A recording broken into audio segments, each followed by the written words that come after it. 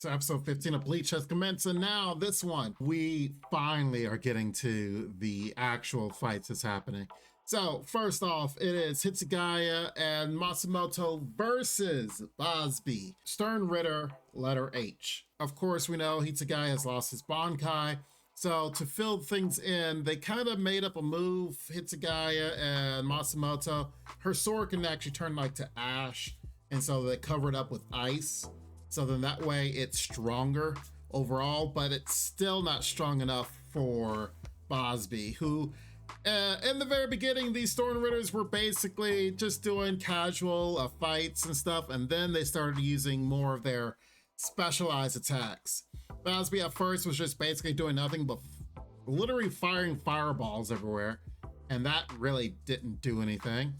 But then he's like, all right, let me get serious. And he has this glove. So the glove allows it to, or at least allows him to concentrate his flame attacks. It looked like he was firing a laser. That's how concentrated the actual fire attack was. And yes, it did hit Hitsugaya, and it looks like it went through him. But Hitsugaya, you could tell, actually like protects himself, or essentially protected the hole that was in him with ice. So then that way he can keep going through the battle. I assume it didn't hit like a vital spot, or else he'd just be dead. But this is just kind of the start of the fight. Later, he ended up using Burner Finger 2, which still didn't look that good. So now, attacking with 2 fingers, he pretty much destroyed Hitsugaya's sword and got him seriously injured to the point that his spiritual pressure wasn't coming off anymore, i.e. appearing like he's dead. I doubt they're dead. They wouldn't kill off favorite characters like this that quickly. Then there was Soifong's fight. Soifong versus BG9, Sternritter K. So this guy, he actually looks like a robot. The reason why I say that he's like a robot is because 1, he said he was never breathing in the first place. 2, he fires missiles out of his body like this and shoots lasers, shoots a mini, at first his hand was a mini cannon until Soifong destroyed it. And even she was like, wait, I thought you guys use bow and arrows. What's with this bullets that you're firing off here?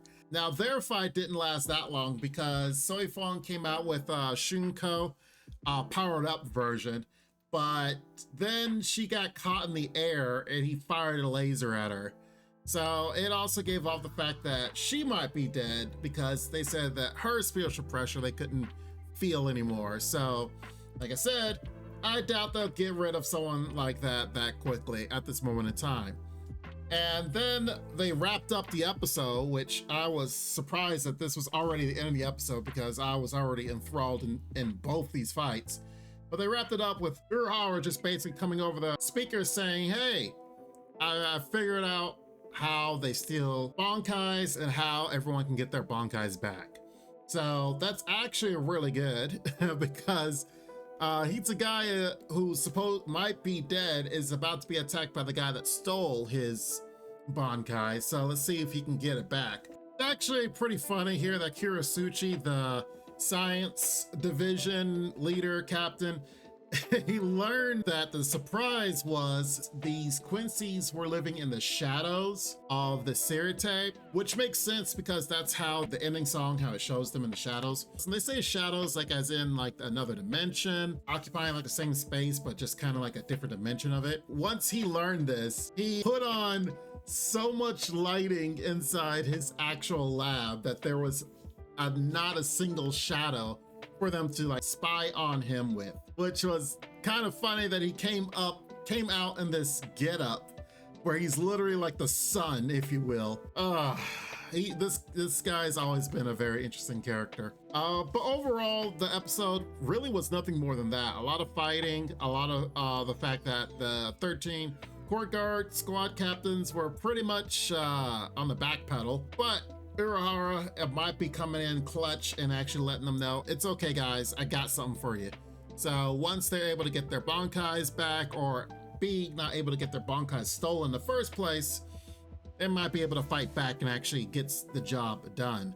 Because these Quincys are showing how, yeah, they're not exactly the Quincys that we used to know and love whereas characters, especially with Ishida. Yeah, so I'm looking forward to the next episode because, like I said before, these future episodes, there might not be a whole lot to talk about. We might be able to pick apart a few things here and there, but there's gonna be some serious fighting involved. And right now, not very fair, but I imagine something's going to change very shortly. In the meantime, tell me what you guys think, especially how Bleach is going, because this is exactly what we want Bleach to be. A lot of fighting, and this is how Bleach has always been one of the top ones, because they've had some really good episodes in the past as well. So definitely make sure you guys comment down below, make sure you guys subscribe and like the video, because we will definitely be talking more and covering more about Bleach and the future battles that are to come.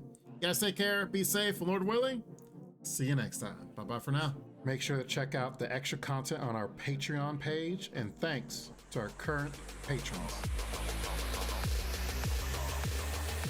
This ain't what you want, bitch, I'm a fucking phenomenon.